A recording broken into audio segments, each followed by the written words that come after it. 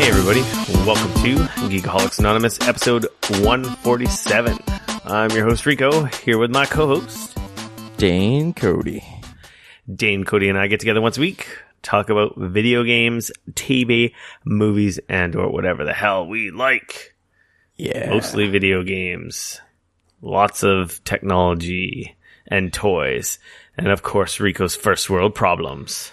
Oh yes, definitely some of that happens on here. Welcome back, everyone. Welcome, new listeners. If you magically stumbled upon us through the interwebs and are now listening to us in your ear holes, thanks for giving us a shot. If you've never been here before, or if you have, you probably know what the next spiel is going to be. We usually start the show with some what you've been playing, get into some news and stuff. Our public service announcements, which as of the moment of reading that, we have none. And our free-for-all section where we talk about whatever the hell we like. And we also just talk about whatever the hell we like all the time, but you know. Yeah, pretty much. Before all of that, I was going to say we have our BS section. And this week, I've got some housekeeping that I need to take care of right off the show. I need some help, everybody. I know a couple of you out there listen to our show on a regular basis. You ask me if there's ways that you can support the show, and so forth. And we don't ask for anything in return because we love doing this. And, we get our perks and benefits, a couple free games here and there, access to events like PAX and whatnot. So, we kind of feel guilty asking for anything from our fans or listeners. I don't think we have any fans. We probably just have listeners or people that put up with us. Well, we definitely have some of those. But they must not hate us too much if they keep listening. So yeah. So what I need is iTunes reviews. Working on some he doesn't stuff. need them all to himself. They're for both of us. No, we need them. The podcast needs them. Just working on some things on our back end and trying to make some deals happen and working on really spending some energy on growing the show some more. And one of the biggest hurdles we have is we don't have a lot of iTunes reviews. I know it's a pain in the ass. It's super hard to do. It's not easy. And I will come up with a system to try and make it easier. But for anyone out there listening who has an iPhone or an iPod or an iPad. Essentially any iDevice will do. And the Apple Podcast app, you can just easily click on our show, give us a review. It doesn't have to be 5 stars. Be honest. Give us whatever you like. Maybe type something nice. Make us feel good and fulfilled. Reading your nice words if you have them, or make us cry if you want to be mean. But yeah, we need reviews. I would love it if you had the access to any iDevice, and or if you don't, if you have a Windows machine, you could download iTunes and review us through iTunes. I know that's a pretty huge ask because iTunes is such a piece of crap piece of software. But hey, I don't ask for much. It's just a little review. And that's it. That's it for housekeeping. We like doing this, and we just want to help.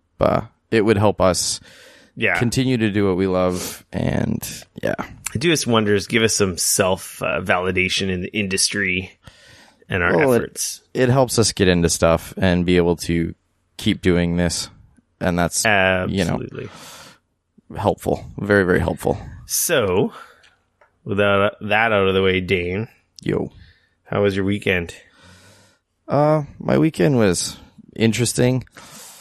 I won't get into all of the details. And then, just as my weekend was coming to a close, I got hit by this stupid, nasty bug that's been going around, hitting everybody. So I kind of, by Sunday evening, I wasn't feeling awesome. But man, when I woke up on Monday morning, I felt like garbage. So I ended up Monday, Tuesday, pretty much sleeping and staying in a dark room and not working and doing much of anything, unfortunately. Oh, did you actually stay home from work? Yeah, it sucked.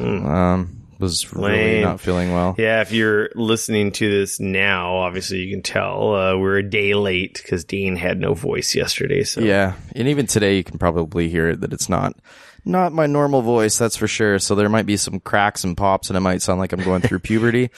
He's on the mend. And I definitely do not normally sound like that. So, I apologize in advance.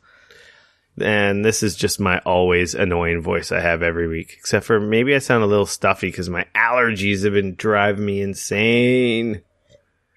Ugh, I'm waking up in the middle of the night, unable to breathe. Ooh, that's nasty, man. I'm trying to think if anything crazy happened last weekend. Not really. We watched some TV shows. A TV show I'll talk about in the free-for-all section. Nice. Oh, I forgot. Actually, I saw Jumanji as well. Jumanji. Should put that in our free-for-all section. Sweet. But what I'm really excited for, if you're listening to this, Capital City Comic-Con is happening in my hometown. Very cool. It's the inaugural Capital City Comic-Con in beautiful Victoria, BC. Sweet. So you're going to head over to that or what? Convention Center. Yeah, I bought passes for Friday. Okay. They had the 3-day pass. I kind of bunged things up. The organizer is someone I went to high school with, and he organizes like a toy fair every couple. I've talked about it on the podcast. Yeah. He organizes that, and then this is like something else that he's organized because he's like, "Why Victoria should have a cool Comic-Con? Why not?" And anyway, I was in talks with, I don't know if it was his wife or whatnot. And I was supposed to email someone about getting a 3-day media pass, and I kind of shit the bed on that and did it last minute. And they're like, "Oh, we've already given out our allocation. Sorry." But whatever. Really? It was $25. It's not a big deal for Friday. Support the show or support the whole thing, right? So yeah, we'll see what that's like. By the time you're listening to this, I'll probably be roaming around the show floor. So I think I'm only going the Friday unless it tends to be, it ends up being really cool, and then maybe I might go Sunday again. But I'm excited about that. They've got comic artists. They've got celebrities doing the whole signature thing. I don't know how I feel about that. It's kind of lame. They got panels. But there's going to be toys, and like ages 3 and up's going to be there. Some of the other toy stores and comic book shops from around town and around Vancouver and the very rest nice. of BC. Wonder if do you know if Toy Traders is going to be there? I don't know if they go that far or not. I don't know if Toy Traders is there, but I know the ages 3 and up guys have a very cool. Have a booth. So who knows? Maybe I'll spend some money on some Transformers. What's funny? I did not even realize that ages 3 and up was local to me, not that far away. I've never even been there. I saw some photos. The place looks pretty cool. I know. I was talking to Brian there when we were having dinner there like a few weeks ago, and he was telling me like, "Yeah, man, I can't believe you've never been there. It's great." And I was like, I think I went there like a decade ago. Well, yeah, because apparently they used to be in Metrotown, and it was really small. Yeah, but it was like really cool, and I remember being there in Metrotown, but then I didn't see them in Metrotown, so I just assumed that it was another another store like that just didn't make it, which, to be honest, how many like comic book / nerd stores at one point were all over the place and then didn't really go anywhere after a while. So I just kind of assumed that had happened to it, not realizing that they just had moved stores. So yeah. So that should be cool. I'll be taking my Osmo and recording some video. Maybe Sweet. I'll chop up a video and post some pictures of the going-ons. And I hope it's cool. I'd really like to see it grow into something cool. And then it'll be something in my backyard that I don't have to buy a bloody plane ticket or take a ferry to. Yeah, what I'd really like is I'd like PAX to come to Victoria and E3 to come to Victoria, and then we'd be set. I'd be like living a dream. Yeah, I don't know if Victoria's big enough for... Maybe even if PAX just went to Vancouver. That would be very helpful. Did you hear about the International this year is coming to Vancouver? What? Yeah. Are you serious? Yeah, it was just announced today. I saw on my Twitter feed the International 8 for Dota 2 is going to be in Vancouver. I didn't read the details of where. I'm going to assume it's probably going to be... what is That's that actually arena? really cool. Rogers Arena? Rogers Arena? Yeah. Wow. I might consider coming over for that. Even though I don't watch Dota, just to see the spectacle. I know. Now that it's in my backyard, I'm kind of like, damn, maybe I'll go check that out. Yeah, and you'll drive me there every day. Yeah, we could do that. Hint, hint. Staying at your house. Yeah, sure. Pretty sure I'd have to stay at my sister's house, but maybe if she's working, I wouldn't. I have no idea. I'll have to look and find out when it's happening now. Yeah. Anyway, yeah, I just saw that on my Twitter feed. With all that BS, Dane, let's get into our what you've been playing section. How's that sound? Sounds aight. If you were here last week, you know, and the week before, you know, I've had a problem and I've been playing Symphony of the Night. On Xbox One, back compatible. I finished it. I got my 200.6%, popped the trophy or achievement that I didn't have. Nice. There is one achievement left that I don't have, which is beat the game with Richter, because you unlock Richter after you beat the game. Right. And I don't know if I'm going to do that, though, because after I beat Symphony of the Night, I was like, hey, I got another Castlevania game on my Vita, which is the Dracula X Chronicles. Oh, okay. Or also known as Rondo of Blood. Rondo of Blood. Dracula X Chronicles is like a remake. It's all like it's 3D. It's still 2D side scroller, but 3D pixel characters, whatever. Right. Okay. Whereas Rondo originally was, I don't remember what system it came out originally for, but it's 2D sprite based. Wasn't Rondo like the third game? Before Super Castlevania? Or was Rondo the one that came out after Symphony of the Night? Rondo's before. That's what I thought. Symphony of the Night is after. Because Symphony of the Night was like Engine. The first... 1993. Yeah, that's what I thought. Okay, so it was post Super Castlevania. Yes. Right, okay. So I had it mixed up. I thought, yeah, so it would have been the one after. Symphony of the Night. Yeah, because Symphony of the Night was the only one that came out, like the side-scrolling one that came out on the PlayStation. Yes. So. Yeah, this was before. Yeah, Symphony of the Night was 1997. And then, Dracula X was kind of like I don't know. I want to say a 3D remake or... No, it's the Super Nintendo version of Rondo of Blood. And then this one, Chronicles, is the Vita or PSP remake. I don't know why they keep remaking the same game again. Anyway, they're essentially all the same game, I think. I could be totally wrong. I could be talking out of my ass, but I'm pretty sure it's... Yeah, look at that. Castlevania Symphony of the Night was a direct sequel to it. Yeah, Rondo of Blood. That's what I thought, because it's the same characters, same bosses, same throne room, same Dracula. So it's like, I'm like, these games seem related. So then I realized I had it on my Vita. Right. I think I got it. I want to say I got it as a PlayStation Plus game, but I could be wrong.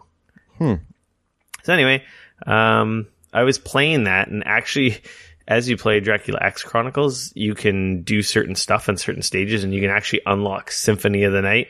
Really? In that game, and you can unlock Rondo of Blood, which is the original version, not the remastered version like Dracula X Chronicles. Right. So actually, I unlocked Rondo of Blood and then beat Rondo of Blood, not the Chronicles version, because I don't like the 3D graphics. They're quite bad. Right. I like the old school spritey versions.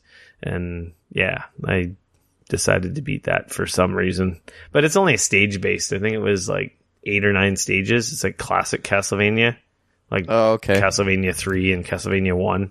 Right. So it's like stage, progress, boss. It does have multiple paths, which was kind of neat, but it's pretty old and janky. I don't know why I played it. Like it's not as good as it's not as good as the DS versions. Like the DS sprite based those Castlevanias really that come after Symphony of the Night are much better. Yeah, those are really good games. They play better. Like he's like Richter is so stiff in those games. It's like when you commit to a jump, but you can't really change your trajectory very good. Yeah. But yeah, anyway, that's the weird rabbit hole I went down. I beat that too. Sweet. Think I'm done diving down. And yeah, I can't get you to play arguably one of the better ones in the series. Well, at least the 3D one. I know. I have it on my... Seriously, man. You know what? I should Shadow bring it 1. upstairs. It's backwards compatible, isn't it? I don't know. All I know is like the original Lords of Shadow is fucking dope game. I know. It's so good. You would really like it too. I own it. See? Jeez. Since you're on this Castlevania kick, do yourself a favor. Finally play the damn game. I really should. And then, of course, I've been playing stupid Fortnite. I finally got a victory royale. Oh, very nice. 2 victory royales with cheese. Look at you go. But not in the way you would think. I got it in their 20-player squad mode. Oh, really? Yeah. Which is okay. I lived, I didn't die, and I got multiple kills, so it's definitely kind of like easy mode. They stopped over the weekend, between the last time we recorded, or maybe it was on last week. They had a squad mode where they basically divvied it up 5 teams of 20 players. Okay. Which was really good for getting a grasp of playing the game, because it wasn't so much of a crazy free-for-all, because you drop into an area with a bunch of your teammates. You kind of had some time to get your bearings, get some weapons, do some building, and learn to play the game. That actually makes a lot of sense. Yeah. Because you're not the one guy in the middle of a field who's like, oh, there's a guy, kill him, right? Yeah. So it's really easy to like take off and hide and just like get used to playing the game, which was good because it helped me get better, I'd say. Like, I've had 2 second place finishes as solo, but like I'm going against guys that are like so much better than me. It's like, okay, in solo, I need to learn how to build better before actually we'll get a solo in. Right. But, like today, I had my best game ever. I had 5 kills. Oh, wow. Yeah, I was like pretty stoked, and I came in 5th. We got freaking headshotted by some jackass with a sniper rifle. I was like, oh man, I'm on a tear. I'm doing really good. But yeah, that game's still fun. We'll talk about it in news. Awesome. And then I don't really have much to say about it, but I started Yakuza because my brother-in-law has been twisting my rubber arm. Yakuza Kiwami or Kiwami. Okay, this is where I get confused. It's the remake of Yakuza, the first one, right? But it's using it's using a PS4 engine, not an engine for 6, but like a remastered engine. Right. It's like I don't think it's the same engine as 6, which comes out next month. Because I believe that's like its own new engine or something, right? Yeah. Like they built like a new one. So is that the same engine as Zero then? I think it is, but how that works? It might be newer. Me and Trevor were really confused trying to figure it out, and he thinks that it's a newer, better engine than Zero because he has Zero as well. Okay, and Zero is technically the first Yakuza game, but not really the first Yakuza game. It's a prequel to Yakuza. It's like a prequel to all the Yakuza games. Yeah, so it's Yakuza 0. Okay. And then Kiwami is 1, 2, 3, 4, 5, 6. Right. And then 6 is clearly the newest game built for PS4 and launching next month. But it looks nice. The characters look really, really detailed. Like they've got pock marks in their skin, and the models look pretty good. I need to play more. It seems really cool. It's a very in-depth beat 'em up. I hear those games are very deep. I haven't played enough to get my hooks in me, but I could see some stuff I like in it. I got to play more. I hear they're a little crazy. Just the stuff that goes on and the way the game is. You're just damn, this is crazy. Trevor was telling me that he's playing Zero right now, so then he was going to play this, but he's just concentrating on beating Zero. I think he did beat Zero because he's buying 6, no questions asked. He's been a huge Yakuza series fan, right? And he was just telling me, he's like, I was in a fight with a guy today, and I put a handful of nails in his mouth, and then like punched him in the face. Oh, jeez! And I'm like, that's pretty excessively violent. Yeah. The only thing is it's not like a gory engine, so it's not like, in real life, that would be like hamburger and like disgusting. Yeah, that's some like but the guy Punisher shit right there. The guy just like gets knocked down, stands up, and is ready to fight again. Like, it's so funny because he was playing, and he was showing me the fighting system, and he like grabs the guy and he just like pile drives him on the concrete, and I'm like, that guy should be dead. Yep. Like, he's dead. You killed him. Yep. You can't get pile drive like that on the road and get up again. No. But yeah, it's a pretty cool series. It's got its quirks, but I got to play more. Fair enough, man. That's cool. I've heard good things. I was staring at the game that you're about to talk about. I purchased it a few weeks back on it was on a PlayStation sale.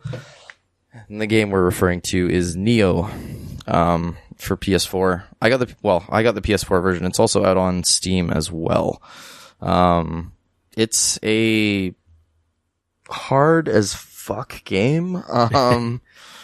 Oh it's man, Samurai Dark Souls, isn't it?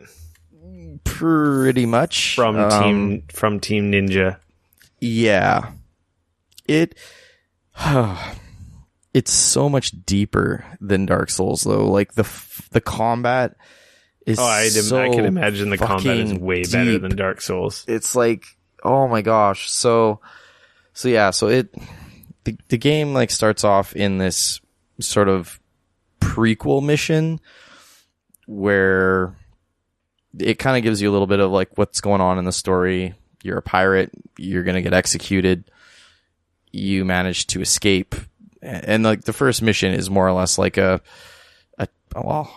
use tutorial mission loosely, but it's a way that they can kind of explain some of the combat, or at least get you a feel for the game. And the whole thing is like you're trying to escape this prison, and there's stuff going on, and to be honest, they don't really get into a lot of the nuances of the combat, even in that part. It's just like, it's very basic. Like, this is what's going on. This is the stuff that's happening. And then, and then after that is where the real mission starts. Now, I just want to say right now that I've got, let's see, I believe my last game clock was it was right around 11 hours that I've played so far. And I have managed to get through the prequel mission, the first actual mission, and about what I can only assume is halfway through or so the second mission. This game is hard as balls. And so like part of what's challenging, anybody who out there who's played a Souls game is probably going to laugh at me. I'm assuming that Bloodborne does a similar thing to this. So there's shrines in the game that you'll come across.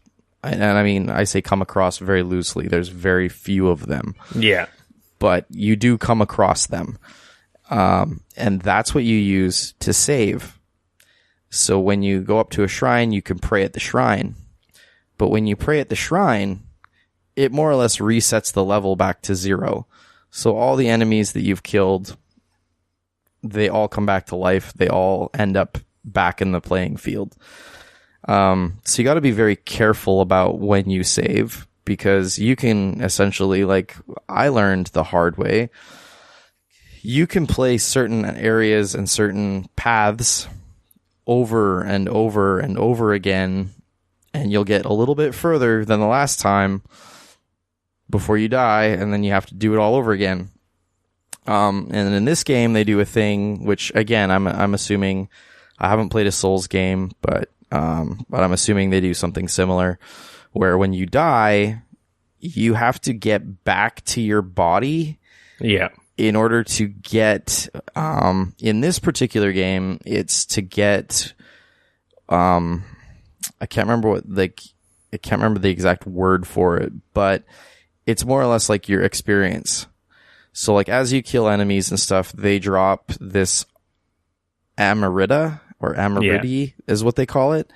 And you use that when you go to a shrine and you pray at a shrine, you can go into it and you can use that to level up your character. You can increase your strength or increase your stamina or whatever. So you use that to help level up your character. But when you die, you drop that. Now, if you don't make it back to your body, they're gone, and pick that up, they disappear. Yeah. And you essentially start all over again. That's exactly like the Souls games in Bloodborne. Okay. Except for you drop in those games souls, obviously. Yeah, so it's a very similar kind of an idea. So yeah, so that aspect of it, very similar.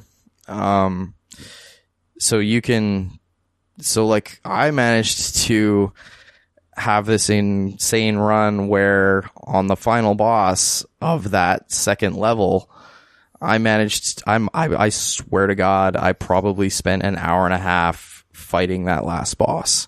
Just like going in there. Yeah, you really need to learn the patterns. Yeah, like the first time I went in there and like I watched the cutscene and then he started, it was like, I pretty much just was like, what the fuck was that? Like he like pretty much one hit me and I was just like,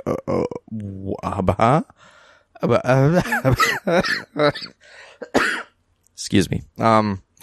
So yeah, it was, so then you gotta respawn back at the shrine, fight your way back to the boss, go back in, there's your body.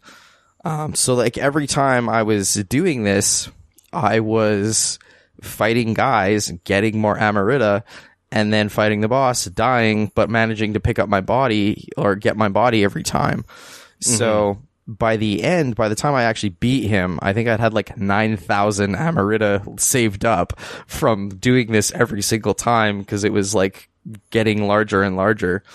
So yeah, it's weird. It's a game that I kind of hate it, but I kind of want to keep playing it. Because when you beat the tough guy, it's rewarding. It is.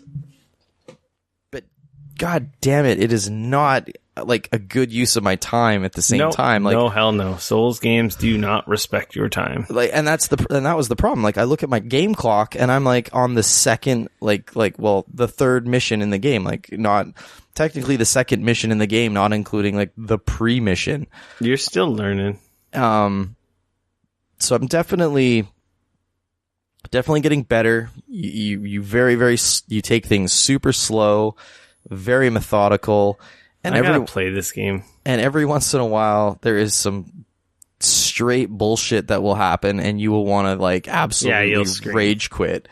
Funny enough, I was playing and I was doing really, really well.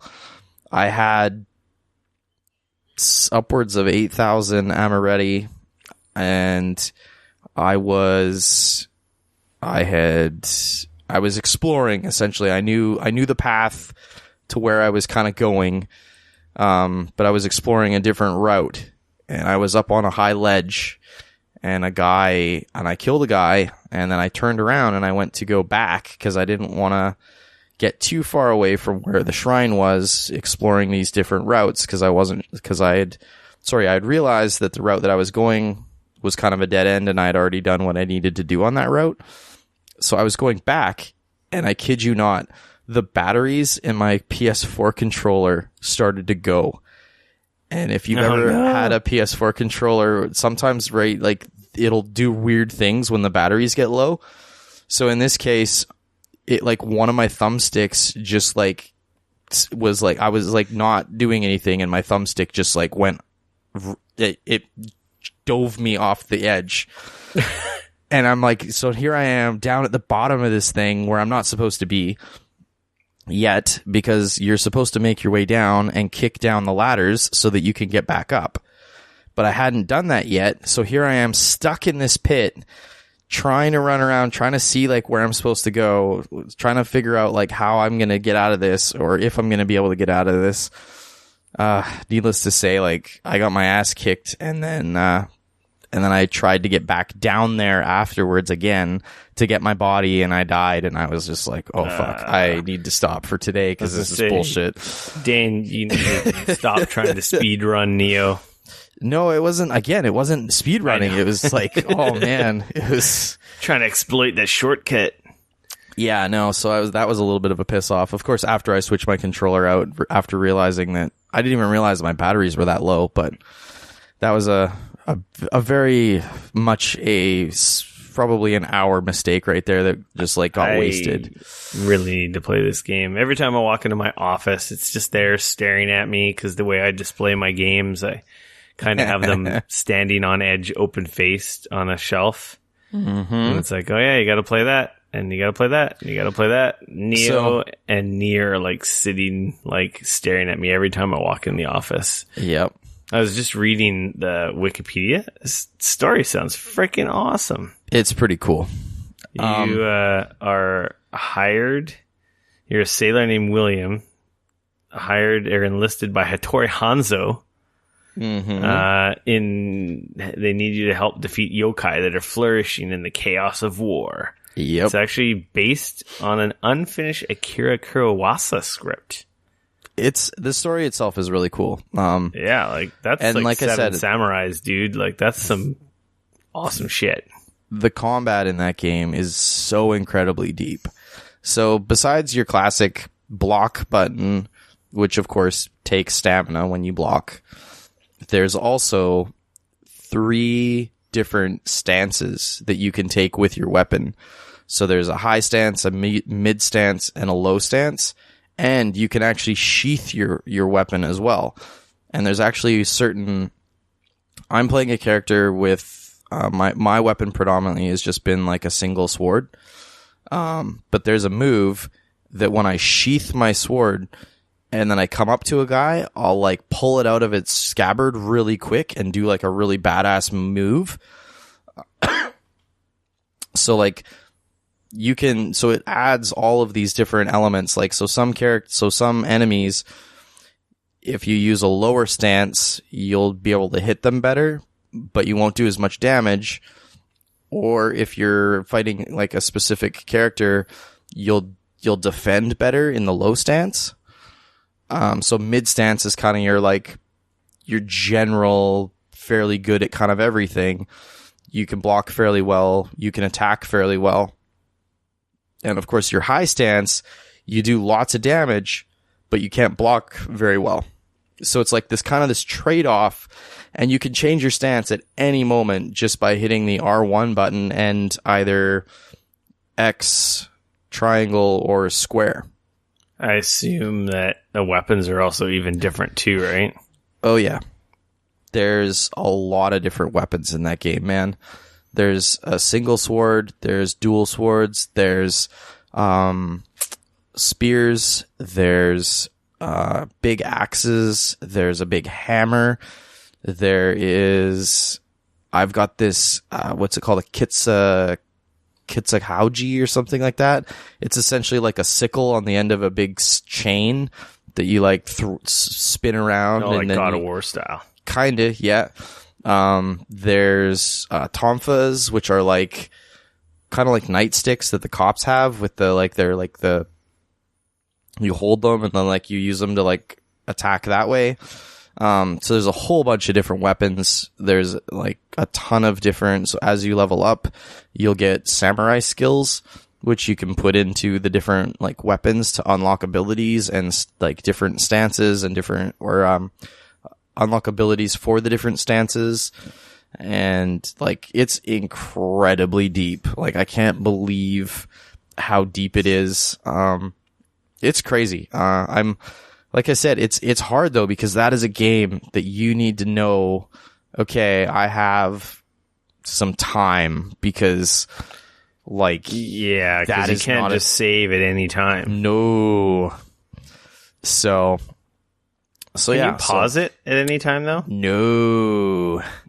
When you pause, it brings up a menu, but the game world itself stays live. Can kick your ass. Yeah, it's just like Dark Souls. Yeah. Does it have any online or multiplayer? It does. You can bring people into your game and stuff, very similar to Dark Souls. Yeah. I have not. I'm playing in offline mode because I don't want to get fucked up. Because that sounds really mean. I do want to say that I do have the essentially whatever version of that game that has everything. So I've got all the DLC and all the other stuff. See, I bought this game when it came out a year ago on launch day. I should have waited until now to own it. Yeah, man, I got it on a wicked sale. It was like, I think it was $24. Because I get nothing. I just had the regular version. And that was with all of the DLC and everything. So it's cool. There's also a system in that game where you can use you can, at the end of the mission, so that's the one thing, like, it's a little different than like a Dark Souls or even like a Lords of Shadow, where that game is kind of, I don't want to say an open world because it's not really open, but it's kind of like you move from one area into the next and it just kind of flows as kind of an open world, I guess, for lack of a better term. This one actually has specific missions. So when you actually finish a mission, you actually go back to like an overworld screen and you can see like where the other missions are. And from there, you can actually like go to the blacksmith and you can buy things and sell things. And then in the blacksmith area and in that mode as well, there's a whole nother area of like depth where you can use obviously money to forge weapons from the blacksmith. So you'll get different things in the game that will allow you to, and you'll also get recipes that you can use to then make weapons that are, good. And as well, you also end up getting throughout the game, you'll obviously pick up new weapons and stuff like that. So you can actually use some of those new weapons. Like, so say you get like a really wicked weapon, you can then use another weapon that's higher level than it to actually like pull that one forward. Kind of similar to how they do it in Assassin's Creed Origins, actually. Or so like even in Destiny, like. Yeah. So like if you get like a weapon with some really wicked side stats, because of course there's a ton of different weapons and there's obviously some of them are better than others. Because there's a whole loot aspect to the game as well. Yeah. You can use those other loot weapons to help you bring your weapons and your armor up to the new levels that you're at, which is super helpful. As well as you can use Amarita, as I've learned, you can actually, so like say you're in the middle of a mission, you've unlocked this maybe a second or maybe even a third shrine, so you're fairly far along, but you've like amassed a whole bunch of loot, and you're like, okay, well, I'm gonna pray at this shrine, so which is then gonna reset everything, and I've got a whole bunch of Amarita, so I know I'm gonna be able to level up maybe once or twice when I pray here. But if you have a whole ton of like different weapons and armor and things like that you're not gonna use, you can actually give them as an offering to the shrine, and they will actually give you Amarita in return. So like you can kind of use it as a currency in that way as well. So there's been a few times where like I've been close enough to another level that I'm like, okay, well, I'll sell off like some of these weapons that I know I'm never going to use or armor or items or whatever. And it gives me enough Amarita to like unlock that extra level as well. So it's like, there's all of these different things that you can use to like level up, and it's like there's so many things to think about, man. I'm sure like as I'm gonna go on, I'm gonna learn like so much more, and I'm gonna like look back on all the like stupid mistakes I've made and be like, wow, you're an idiot. But that's true. It's crazy. It is honestly crazy. So yeah, so you can, and the other aspect of it as well is there's guardian spirits. So as you fight and as you gain Amarita, you will unlock a action that your guardian spirit will come out, and you will like be able to like friggin' lay into bad guys. So like it's kind of like an ultimate move. and like your guardian spirit rushes out, and in my case, essentially like attaches himself to my sword, and like you flail it, and like your sword like is on fire, and like you're doing like massive amounts of damage, but it of course only lasts for like a short period of time. But man, that is what ended up allowing me to finally beat that stupid boss in the second level. Is I finally was able to pop that, because as you kill guys and as you gain Amarita, it charges a meter, right? So I was finally able to pick up my body, which had enough Amarita in it, and my guardian spirit. So that's the other aspect, is that when you die, your guardian spirit is actually what stays on the spot. So it's not actually that you're going back to your body, you're actually going back to your guardian spirit. So while you're trying to go back to your body / guardian spirit, your guardian spirit isn't with you, so you can't use any of those abilities. So you're actually a little bit weaker as well, because you get buffs from the guardian spirit.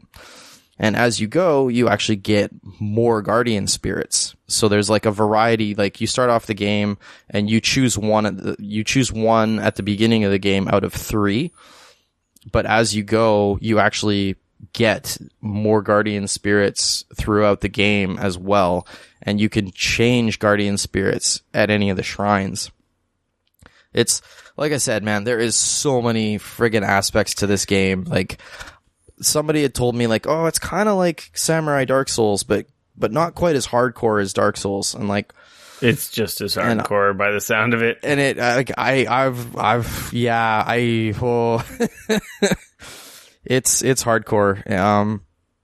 But there is also like, there is something to be said about like the fact that when you're playing and when you're attacking dudes, and even though they hit really hard, a lot of the time when you die or when something goes wrong, you sort of feel like it was your fuck up, not necessarily like the game being super cheap. And I don't know if that's just partly because I haven't run into that yet. Maybe it'll get worse. Like, I definitely know that Dark Souls and Bloodborne have some stuff that is like super cheap. You're just walking along and all of a sudden, boom, and you're instantly dead. You're just like, oh shit, great, thanks for that. So far there hasn't really been anything like that that's hit me yet. I'm sure there will be. That being said, there's been several points in the game where like there's a choke point that I know I have to get past, but there's like 3 dudes there and they bum rush me every time, and so you got to try and like figure out a way to either lure one without luring the other 2, or it's and there's like also the whole other aspect where you have ninjutsu abilities, so you can get like throwing stars and like all of these cool ninjutsu abilities. Like smoke bombs and little grenade things that you can throw at enemies and stuff like that, as well as actually magic as well, which allows you to create like these magical abilities that you can imbue into your weapon and things like that. So there's 2 other extra aspects of the game that are super ridiculous and crazy. But honestly, like, my time spent with that game is... it's so frustrating and so maddening, and like I said, I kind of hate it, but at the same time, like, after the first day that I was playing it, I went to bed that night, and like all I could do was think about the stupid game and like how I could get around things and like what I could do better, and like I must have spent 2 hours that night just like going over shit about that game in my head. It was awful. But great all at the same time, and I kind of want to play a lot more of it. So yeah. I am amazed I haven't played it. It's like right up my alley. It's a me game. It's so surprising that you're playing it and not me. Yeah, well, hey, now when you play it, we'll have more to talk about. Yeah, I will. So, no, like I said, if you're into that type of game, it's great. Like I haven't been super into that game, not because they're not fun, but a large part of it for me is definitely they do not respect your time. Like, they don't give a fuck about your time. Yeah, you could go in, make no progress. Oh, absolutely. The last time I played, my last play session, I probably played for 2 hours, and I didn't even make it past the shrine, the one shrine that I was at, to another shrine. Did you at least level up or something, maybe? Yeah, no, I leveled up a bit, like a couple levels and stuff. So, I mean, it wasn't completely useless, but you know what I mean? Like, as far as like game progress goes, like the next time I go play, I am literally at exactly the same place that I was at the last time I played. Yeah. So. All right. Well, moving along, Dane. We got a lot of news. It was a busy week in news. All right. Let's get into some news. Did you happen to do any streaming last night at all? Hell no. Well, good thing you didn't, because it probably would have been a waste of your time competing with Drake and Ninja playing Fortnite. I saw this. This was unreal. I actually popped into the stream for a little while. I was watching it for a little while and was thoroughly 5 entertained. minutes. Yeah? That Ninja kid is really good at freaking Fortnite. From what I understand, is he's also not an asshole, which is kind of amazing. No, he's very nice and he's genuine and humble, which is like very impressive. He's not a dude bro douchebag toxic asshole streamer prick like a lot of the popular guys are. Yeah, so, that was really cool. You know, good on him for all the success. He's like blown up on the scene over the last couple months. He is not a nobody, so it's not a 100% Cinderella story. He is like a Halo world champion. He's he's a ex esports pro. So for sure, he ain't a nobody. Like, I don't know, some stories make it out like he's like some Cinderella story streamer. No, he was a professional. He's an esports professional player. Right. He is very good at Fortnite. Like, I watched him win 2 games in a row. Wow. Like taking on multiple guys on his own. Like, that's crazy. As if it was nothing. But yeah, Drake, the rapper, Fortnite is weird. I've been playing it a lot lately. It's a fun game. It's free to play. So it has exploded on the scene. It's super popular with kids. And apparently it's super popular with celebrities and athletes and stuff. I don't know if you know this, but it's super popular with everybody right now. Yeah, and maybe even more so than PUBG ever was. And they've surpassed PUBG's concurrent numbers a while ago. I don't know how this collaboration came to be, but I guess Drake somehow got in contact with Ninja's peeps and was like, yo, dude, I want to fucking play Fortnite with you because you're awesome. Wow. And that's awesome. And basically, they went on to smash Twitch's world record. I don't know what I didn't click on the story yet, but I was in at some point, and they had over 600,000 viewers. When I jumped in, it was at like almost like, oh man, I can't remember what it peaked at. The story here says, I think it peaked at 635,000. Wow. So yeah, because I saw it and it was at 610,000. So yeah, it is crazy. It was quite entertaining too. It was such a fun stream to actually watch, and I don't watch streams because, like I said before, my time is limited. I barely have enough time to play myself, let alone watch other people. But this was just like, this is like an event. Like, my Twitter feed blew up. Record was being smashed. Yeah, it was pretty cool. Crazy. Apparently he gained an eye-watering 10,000 Twitch subscribers. Yeah, like paying subscribers. He's from that session alone. He is also the most subscribed to streamer on Twitch. That's crazy. He's estimated to make almost $500,000 this month in subs. Wow. Ching, ching, ching. That's crazy. That is crazy. On the topic of Fortnite, I meant to reorder this, so we may as well talk about Fortnite some more. Fortnite's coming to mobile devices.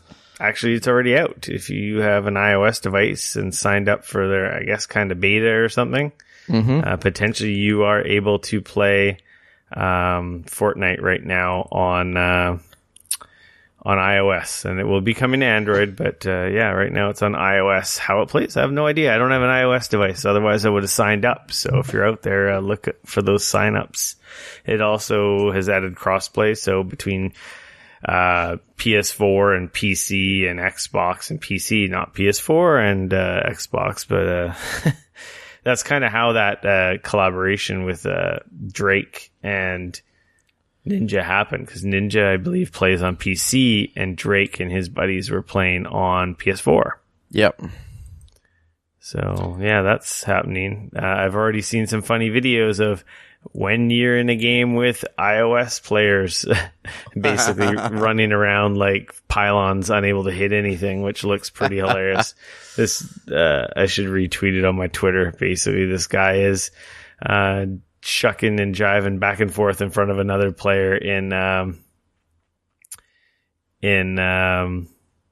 Fortnite, in front of a player who's clearly on mobile. Oh, really? And they can't hit him. He even emotes like a break dance move in front of him, and he still can't hit him. And then he probably just one-shots him with a shotgun. That's painful. It's pretty funny. That's so painful.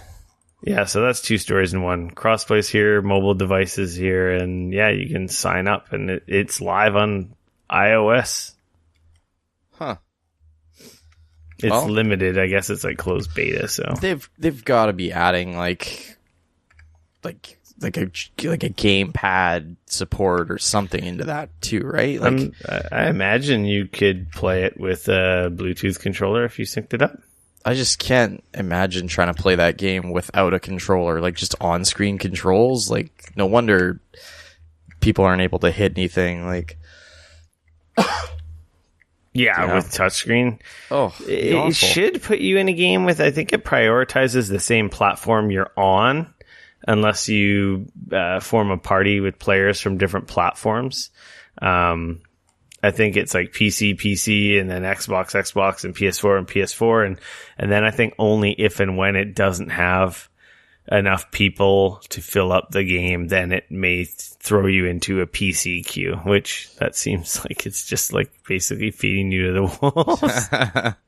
I also was hearing that if you try to sync up with people that are on another platform, you generally end up on PC. So if you hook up with a friend on PC, you're going to end up playing on a PC, like in the PC queue. I did load it up and finally got it to work on my Xbox, which I mentioned I was having issues with their weird account stuff. So I just created a new account to play it on Xbox. That game plays really well on Xbox One X. It's supposed to be 60 it's supposed to be 60 FPS on all the consoles, so I imagine it plays quite well on all of them. But yeah, I was pretty impressed. I sucked with a controller, but it looked freaking good. Sweet. How was like building and stuff on the controller? Like, is it? I didn't even try. Oh, okay. Like, I already have a hard enough trying to build with a keyboard and mouse. It's like, let's not break my brain here. The hamster up there already has enough on his plate. Hamster might even be giving you a bit of credit, but so promptly after last week's recording, Ubisoft dropped that The Division is coming. I think it was leaked. Division 2. Yeah, Division 2. Yeah, that's very important. The Division's already here. I was like, dude, that's already here, but Division 2 is happening. The news leaked out from a German business news website early, and then Ubisoft confirmed it and said, yeah, see you at E3. That's pretty exciting, actually. That's really Division cool. 2 is going to be E3. In other short announcements, Activision confirmed Call of Duty Black Ops 4. Logo leaked out. The next Call of Duty? As the next Call of Duty, a logo leaked out a while ago. They actually gave a release date, so it's coming October 12th with a community reveal event May 17th. And then finally, Shadow of the Tomb Raider also announced that it is coming.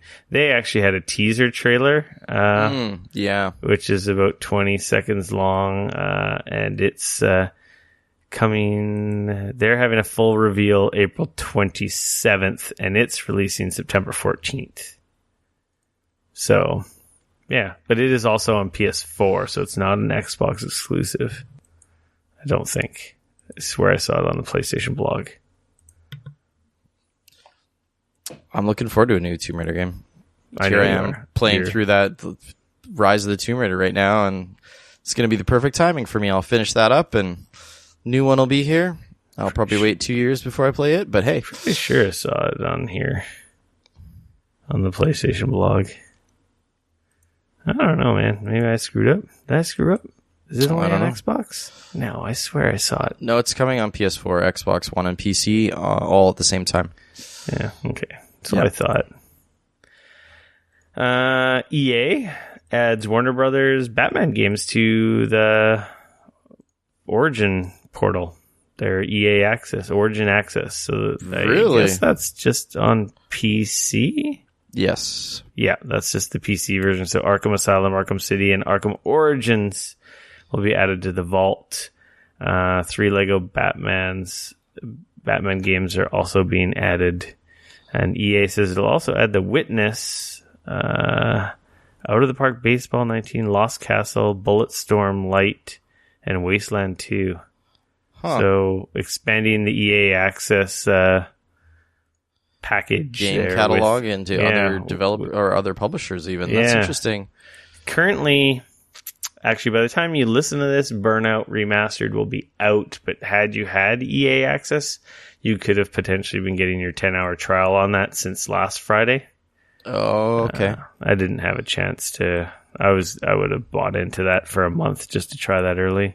I hear good things. But I've also played enough Burnout that I don't think I need to play it again. Yeah, that's after thinking about it. I'm really kind of hurting for like a new good racing game, but I feel like with all the other games out right now, like I don't have time to play that one. Yeah. No. So. Next, we got Far Cry 5 soon.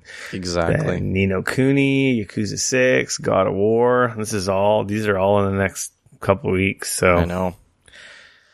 PUBG God had a big. Oh man, that's gonna be huge. There's an event going on right now. I know. I'm jealous. In Santa Monica. Friggin' that asshole Greg Miller's there. PUBG PC patch finally brings emotes. They had this anti-cheat patch, which they had to roll back because apparently it was causing a lot of havoc for players. What else is new? I think there's some other bunch of stuff in that in those patch notes, isn't there? Yeah, there is client optimization. Yeah, there's a lot of stuff. It was a pretty big patch because they went away from the weekly to more significant patches. Right. So yeah, there's a huge patch. It'll be linked in the show notes, like always, if you want to read more about that. Twitch is launching a PlayStation Plus type Xbox Games with Gold type system.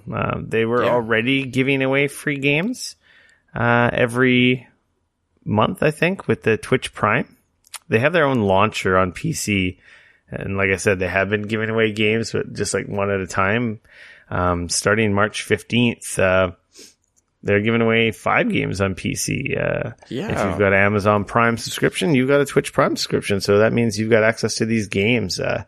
March includes Superhot, which is also free on Xbox right now. Yeah, which is pretty funny. Oxenfree, Mr. Shifty, Shadow Tactics, and Tales from the what? Candlekeep, Tomb of Annihilation. I don't even know what that is, but me neither. Those are all PC games. And then next month in April, they've got Tales from the Borderlands, SteamWorld Dig 2, which is that's something I really want to play. That's crazy to me. I was waiting for Switch, but sweet.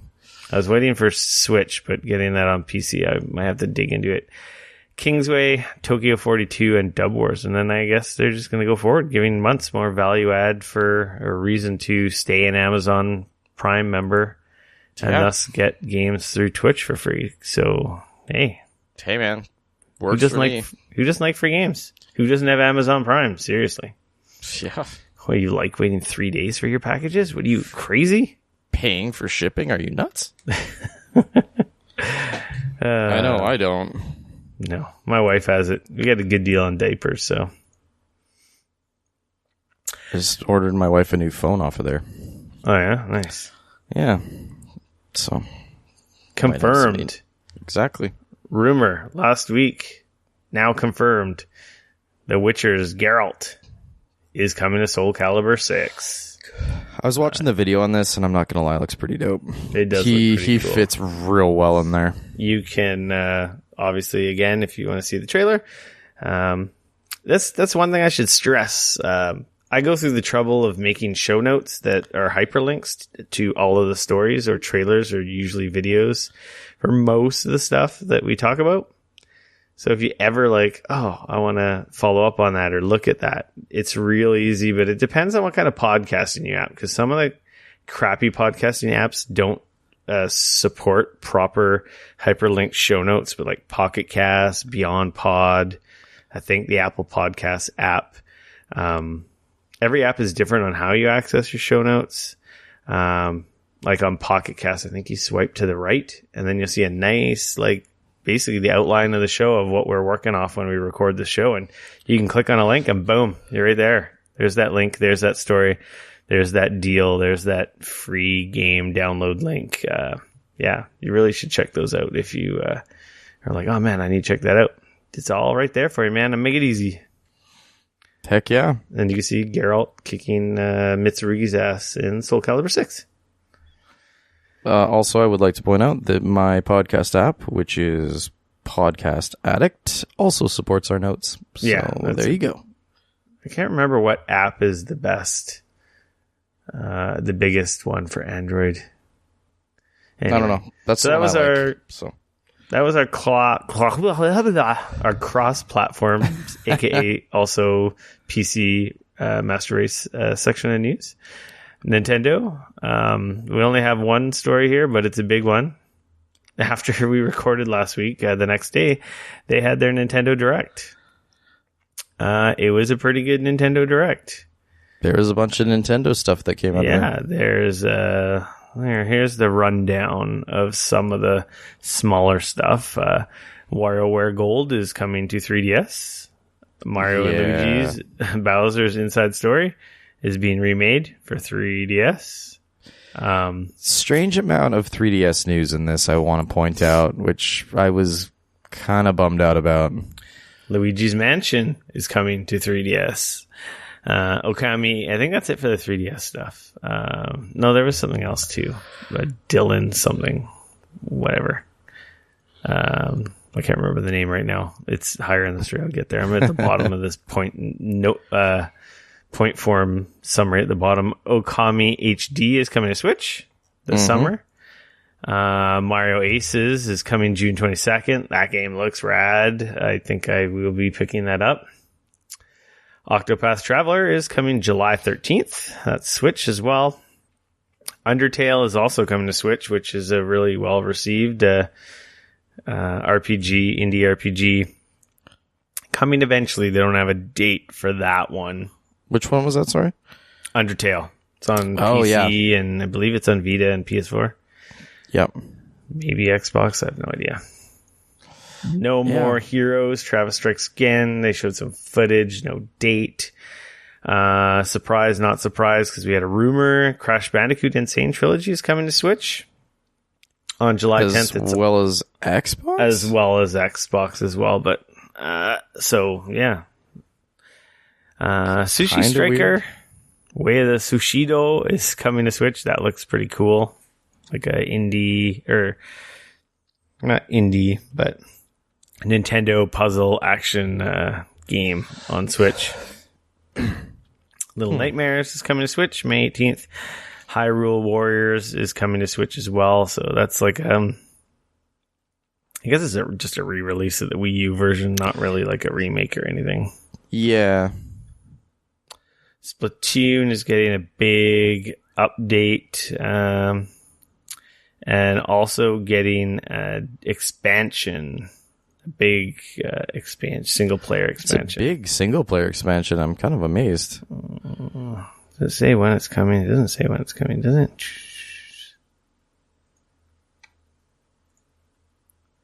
Nope. I can't see where it's coming out. South Park, The Fractured Butthole is also coming to Switch. April 24th. That's pretty cool. Captain Toad Treasure Tracker is coming to Switch. That's as I understand, that's also the remake of, or like a re-release of the Wii U version. Yeah, with some added stuff. And also coming to 3DS as well. There's a Dark Souls amiibo for Solaire, and it's the Praise the Sun emote. That will probably be pretty difficult to get. I talked about Luigi's Mansion coming remade for 3DS. Yep. Dylan's Dead Heat Breakers is also coming to 3DS.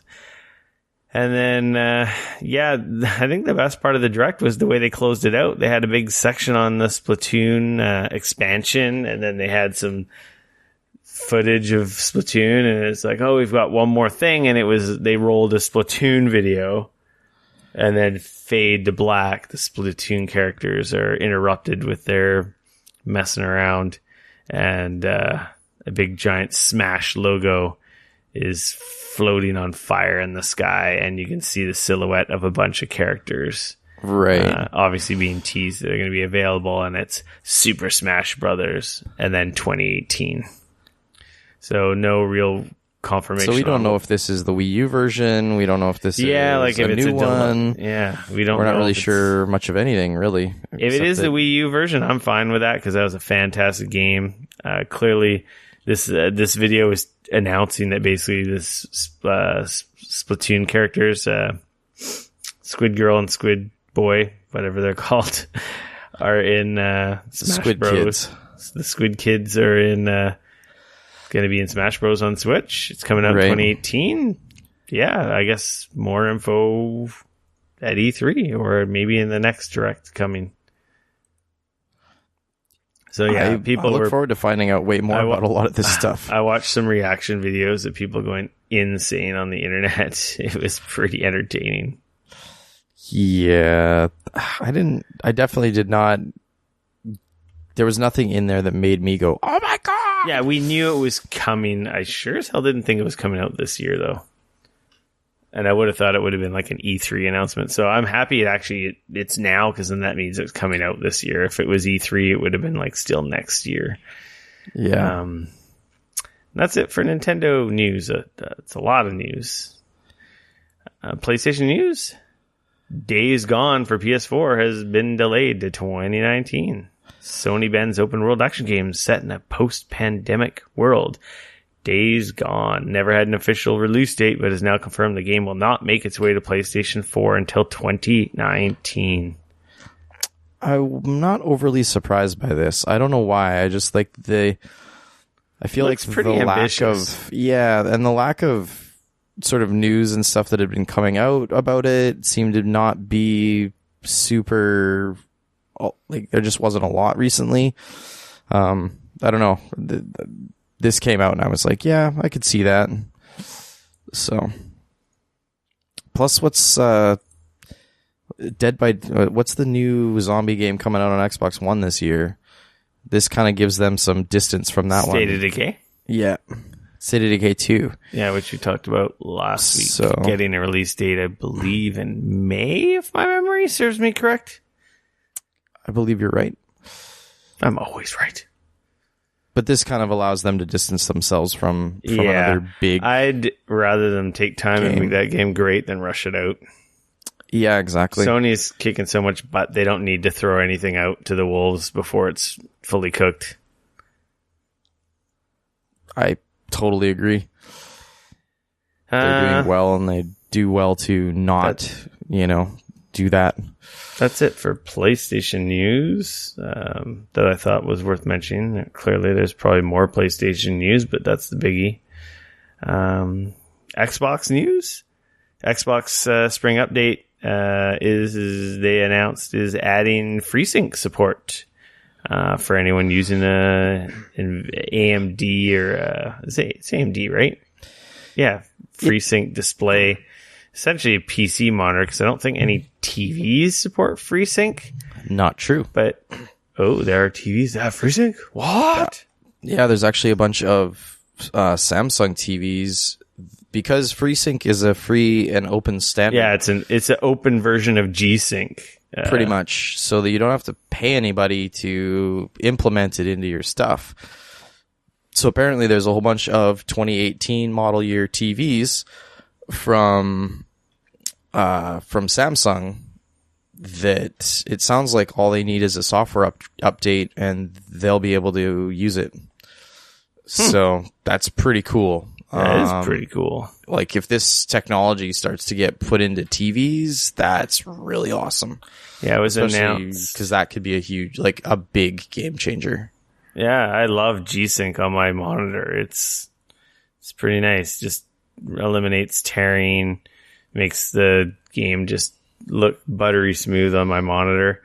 And having that on TVs would be pretty nice because sometimes games can be quite janky on console compared to their PC counterparts. Oh, totally. Because of the lack of frame rate. So anything that helps the refresh rate and smooth the experience is welcome by me.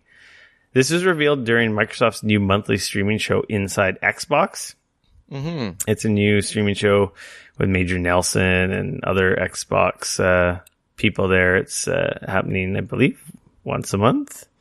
And I believe that's what the plan is, at least. This was one of the bigger announcements they had. I didn't actually catch it, but that seems like a cool idea to have a show like that. They have their podcast, but the Major Nelson podcast, which I never got how they just didn't call it the Xbox podcast.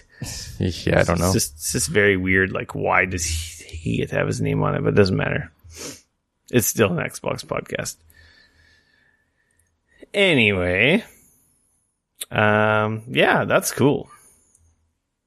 That's like I said, that has the potential to be honestly like kind of a game changer.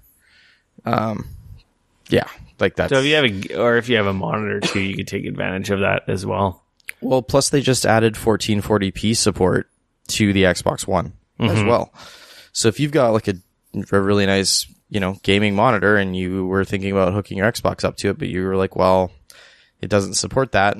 Now it does. And if it's a FreeSync monitor on top of that, like that has the potential to be a really nice gaming setup. So, yeah. This next story, Microsoft says that Sony's holding back Fortnite crossplay. I just bring up this story because I'm so sick of hearing about this story. Stick us. Here's the thing. Sony's holding it back now because, of course, they are. In the PS3, Xbox 360 generation, it was the other way around. Microsoft was the one that was holding it back. Yeah. Because of course they were on top, et cetera, et cetera. I think that times are changing and we very well may see an end to this at some point, but at least for now. Until there's 100 million PlayStations, it probably won't change. Not that it matters. They've got such a huge lead on Xbox, so I understand people's, rumblings that what's the point? Well, the point is if all your friends have PS4 and you have an Xbox, not being able to play with them will probably turn you into buying a PS4. Yeah, or if you know that, like, if you own both and yet you know that 12 people are buying it on PS4, you're probably going to buy it on PS4 to play with your friends. So it makes sense. It sucks if you can't afford, multiple consoles and to be where all your friends are, but this is the whole problem, period, with the multi-console ecosystem that we have. Like, me and you go through it daily. It's like, oh, I'm going to buy the PC version, or me more so than you. You are always usually PC first and then only console when it's only available on console.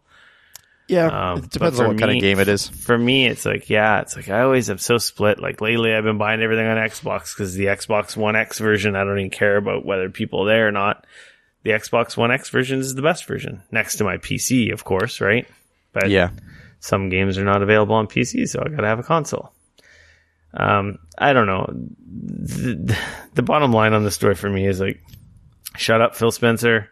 Quit your whining. Quit trying to paint Sony as a bad guy. And if the roles were reversed, they would be doing the exact same thing. Like I remember when Microsoft was in the lead last generation, they didn't pull any punches whenever they had a chance to lay into Sony. They always did.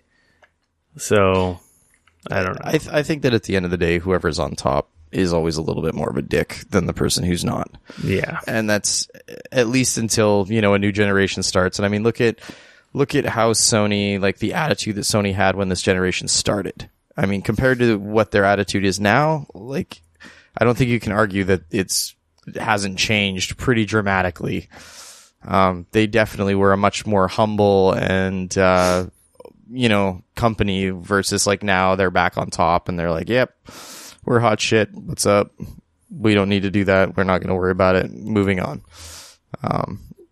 I just think it sort of happens every time, every generation, whoever's on top, it is what it is. Yeah. So I don't know.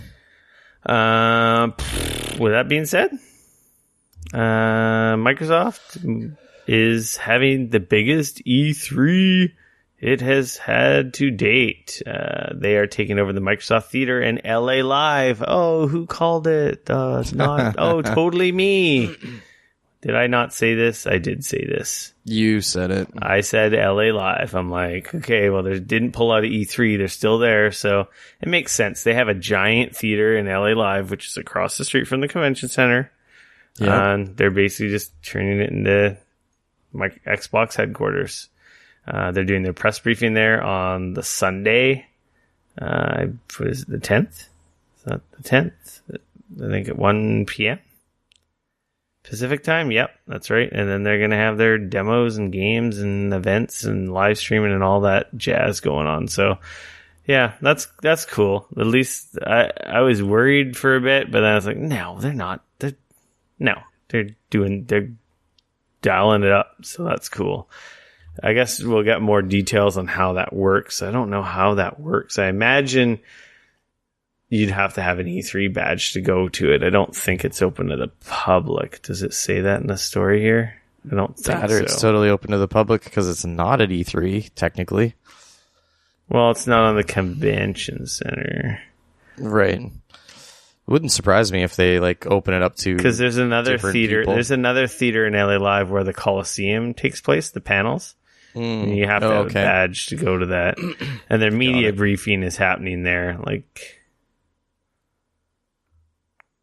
Presence on the convention show floor. Yeah, so their smaller booth on the floor is just mixer stuff. Oh, okay. Fair enough. It doesn't say anything on here, and I don't know.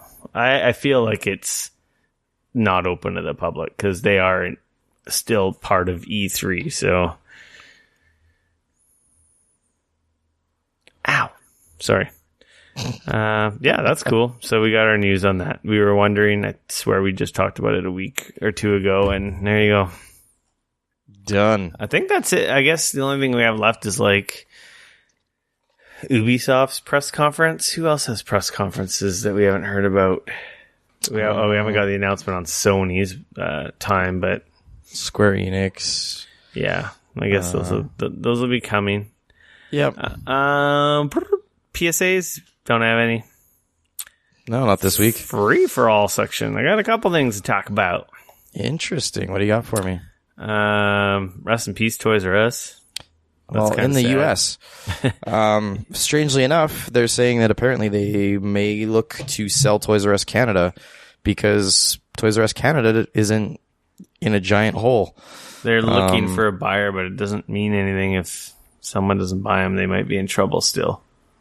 Yeah, but for the moment, my point is that Toys R Us in Canada, at least, is in a much better position, at least especially to be bought.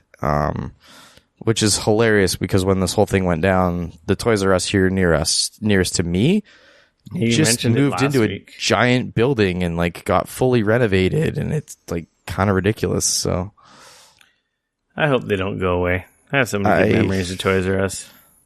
I'm a Toys R Us kid. Yeah, as am I. I worked at Toys R Us. Did you know that? Did I ever tell that story? I wasn't sure if I told that story or not. Yeah, long ago. And yeah, I need somewhere to buy my discounted Transformers when I abuse online coupons. Fair enough. So, oh well.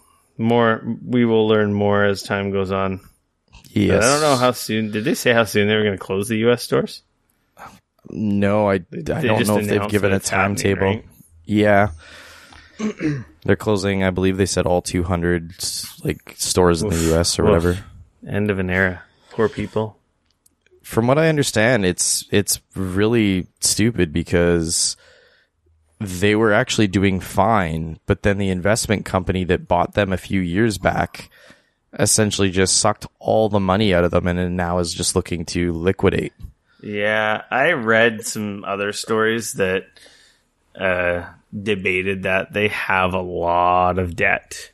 Yeah. To Hasbro, Mattel, and some other toy makers. Oh, really? They haven't been able to catch up to their debt. So I think some of the earlier restructuring and so forth didn't work out the way it was supposed to. So yeah. They owe a lot of money. I think they owe like $1 billion or something. Yeah, it sucks, man. It's like you said, it's a huge end of an era. It's Amazon, Walmart, and Target have been eating into there.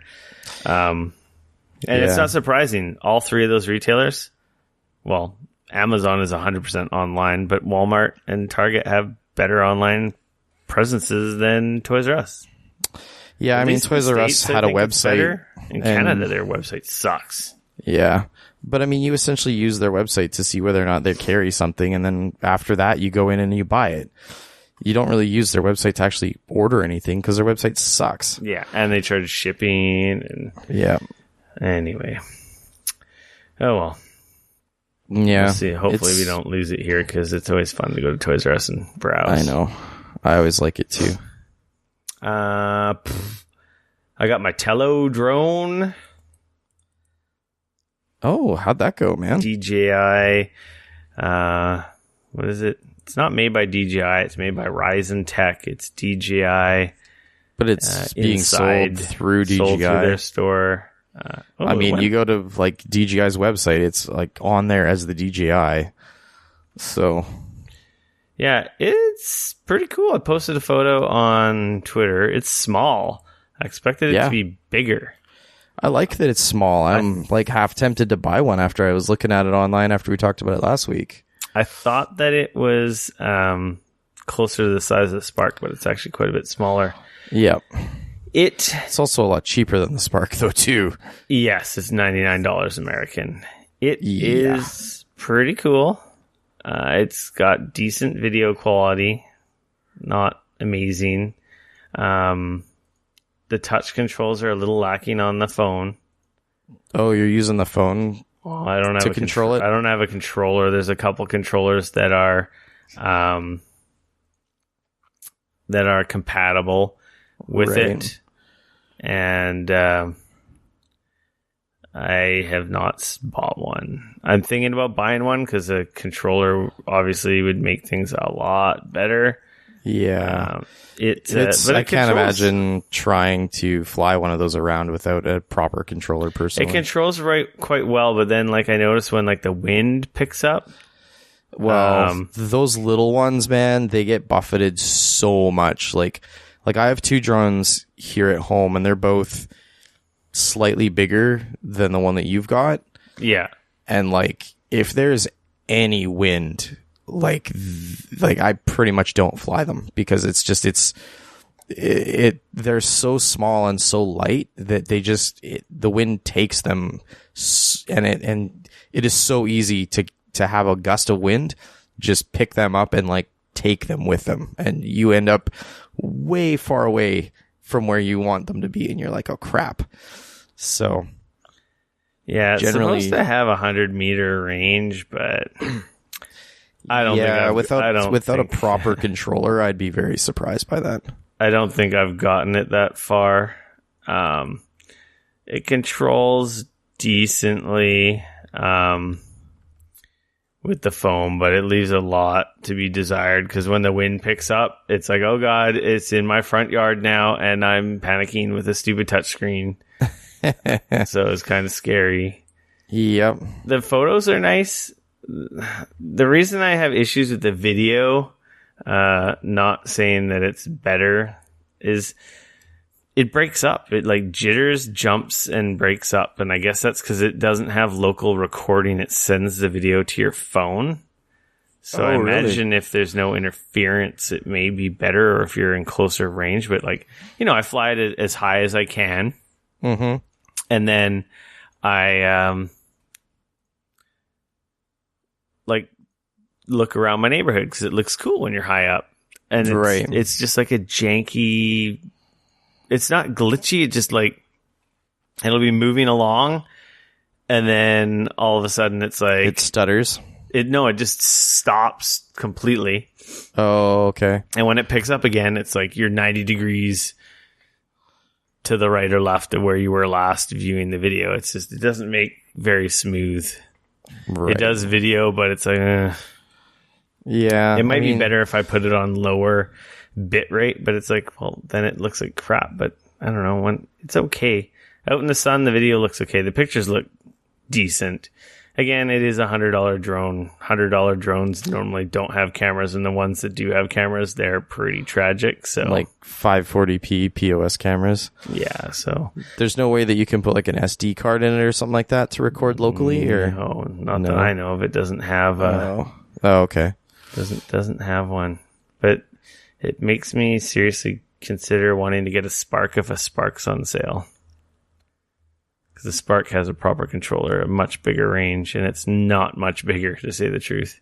Yeah, but it's also 5 times the money. Yeah, I think it's $4.99 or $3.99 on sale. I thought they were $5.99 in Canada. Yeah, maybe. I could have swore I looked at them before and they were like $5.99. Yeah. Anyway, for $100 though, it's fun. Like, I like it. I keep forgetting it's a $100 drone and like expect it to have super HD video and quality, and it's like, right, yeah, that's you're expecting the DJI Phantom, and you're not getting that, and you're like, what the hell? Yeah, and it's like, well, I wish the video was a little better. Maybe with some updates they'll fix that. Yeah, but for taking pictures, like I flew up above my house, took some pictures of the neighborhood, and they look great. That's cool. I mean, like, even for stills, that's dope. Yeah, for stills, they're good. Like I have another drone that has a camera, which was like $70. Oh, okay. It's not as stable. It has a controller, so it's a little easier to fly because the controller aspect. I'm sure if I had a controller, the Tello would be really good. Well, its camera, use the Spark controller with the Tello, so I don't know. You can't. Yeah. Pretty sure I was reading on the website. No. Oh, really? Yeah, it's like Bluetooth controllers, like game controllers. Oh, weird. It is weird. Huh. Anyway, maybe someone will write an app or something for the Tello that'll let you use like a PS4 controller or something. It is a Bluetooth controller. Yeah, the photos were pretty good. Sweet. It is fun. $100. I like it. If it's super stable, flies well. I was flying around the house. I may have done some hedge plant cutting by flying into plants in my house. Yep. It's like bzz, like a weed whacker. I'm like, oh, it didn't go down. It just destroyed my flower. Whoops. Yep. Nikki, I don't know. I like flying the drones. That's my favorite part. Yeah. She's like, what happened to the flower in the hallway? I'm like, nothing. Just gave it a little haircut. That's funny. Moving along in our free-for-all section.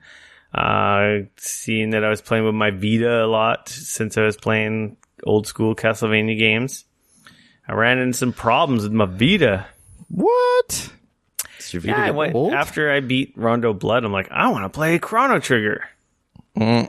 Launch Chrono Trigger, and it's like error C dash bloop bloop bloop dash doot doot doot, and I'm like, what the hell?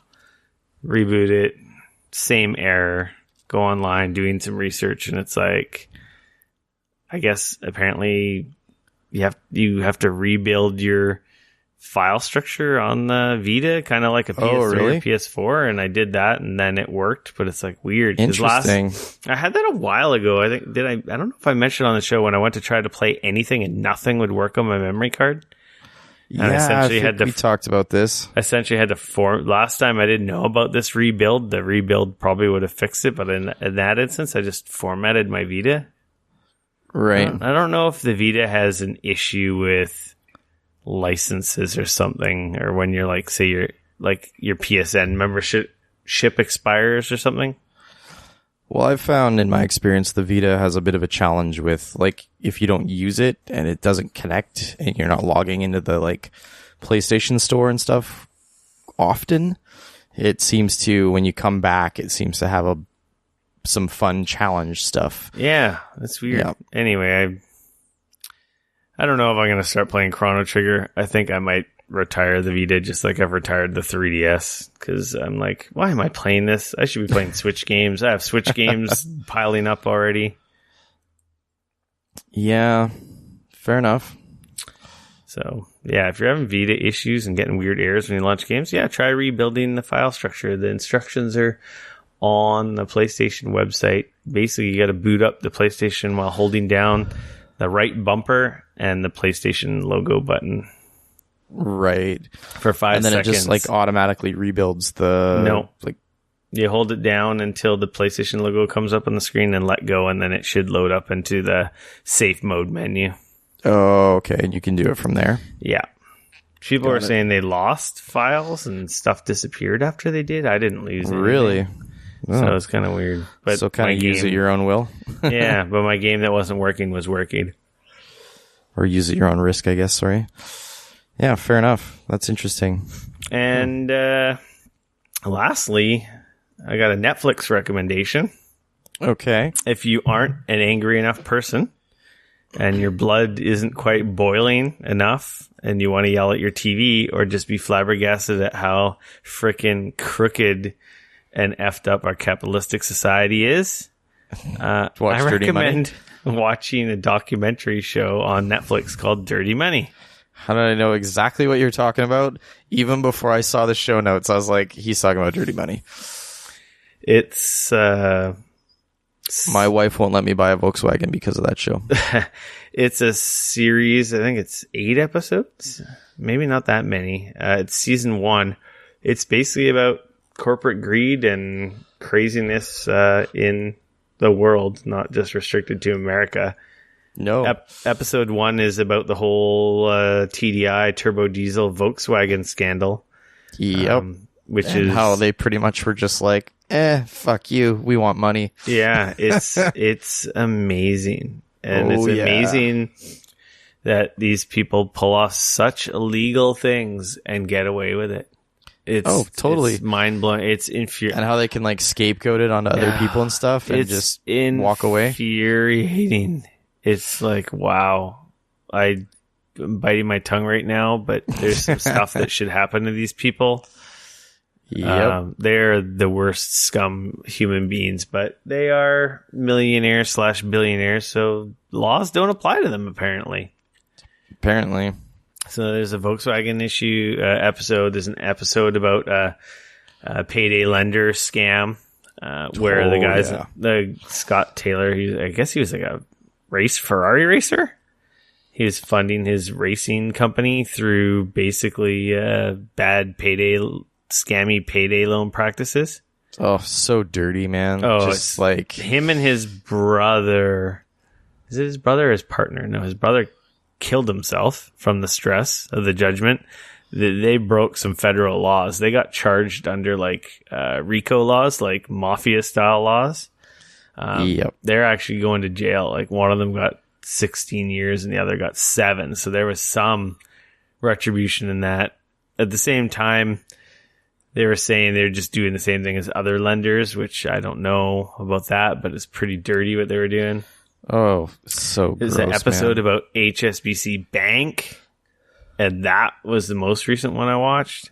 Oh, okay. They're basically freely allowing the Mexican cartels to launder money through their banks in Mexico, and nobody got punished for that. It's awesome. So they were fueling like the illegal drug trade and all the violence happening in Mexico, accepting like illegal money. And they're like, oops, we'll try to do better. And the most amazing thing is nobody went to jail. Yeah. It's crazy. That's always a challenge.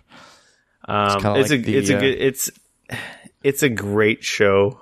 But man, as a sensible human being, it's like, I can't believe it. It's unreal. If either of us did anything, it's hard to stomach a lot of it, to be fair. If either of us did a fraction of any of the things these corporations tried or did, we would be in jail instantly. Yeah. That's just so bullshit. But we don't have the millions and billions of dollars to keep ourselves out of jail with lawyers and time and just ridiculousness. It's a great series regardless, though, even though it does make me quite heated and pissed off. It makes me go, man, I'm the real idiot. I'm the one. I need to be making billions of dollars and doing crazy-ass scams because apparently you can do whatever the hell you want. Yeah, unfortunately. Ooh. They had an episode on... It's not Valerian. What's that pharmaceutical company? Oh man, which one of the companies that bought that Martin Shkreli shithead's company. Oh, the parent company that bought his pharmaceutical. Right. You know how he got in the news for like jacking up the prices of AIDS drugs? 5,000%. Yeah, well, he just learned that from the company that bought his company. That was their whole thing. And no one has gone to prison for that, and they're still just ramping up drugs, and it's not illegal. Yeah, I almost had an aneurysm watching that episode. That's the crazy thing. That shit's not like that is what is pure and simple like capitalism in its finest form. Unfortunately, it's like, how can we buy something and make a whole shitload of money off of it for what is essentially nothing? This whole company's business ethic, practice, whatever, was they would buy smaller pharmaceuticals, they would reduce research, and instead of like selling more products like most businesses do, or come up with new breakthrough products through research, they slash research and they just raise the prices on their drugs. Yep. Anyway, but they were also very careful about which drugs they bought because they knew that nobody else was making those drugs. They're all drugs that do not have generics. So they are drugs that a lot of people have to live. And they're the only ones that have them, and they can do that because they're the only one with the patent currently. It's insane. Oh, yep. This one couple, this woman, it's like $200,000 a year for her drugs. Yep. And if she doesn't take them, she'll die. Yep. It's insane. Yeah, it wasn't really about Martin Shkreli at all. Shkreli or shithead, whatever his name was. He was just that fucker that's going to jail for 7 years? Yeah, he was just featured because he's going to jail not for what he did. He's going to jail for the Ponzi scam he did through investors, where he got the money to buy the drug company, which he in turn sold to the bigger... It's Valiant. I think it's Valiant. I think they're a Canadian company too. You know that? Oh, it's gross. Yeah. Anyway, moving along. Dane, I think we have an episode 147. I think you're right. You can follow me on Twitter at RickF, no K, RICF. You can always come hang out with me on Twitter at Dane Cody, at DAYNECODY. Make sure to follow us on Twitter at Geekoholics. Like us on Facebook.com/Geekoholics. Subscribe to us on YouTube.com/Geekoholics. Is it follow on Instagram? Yeah, you can follow people on Instagram. Yeah, we're Geekoholics on Instagram as well. I don't know what how they do their shit, but we're Geekoholics. Sweet. And more importantly, the homework that I had at the top show. If you have the ability, please give us a rating on Apple Podcasts or iTunes. That would be wonderful.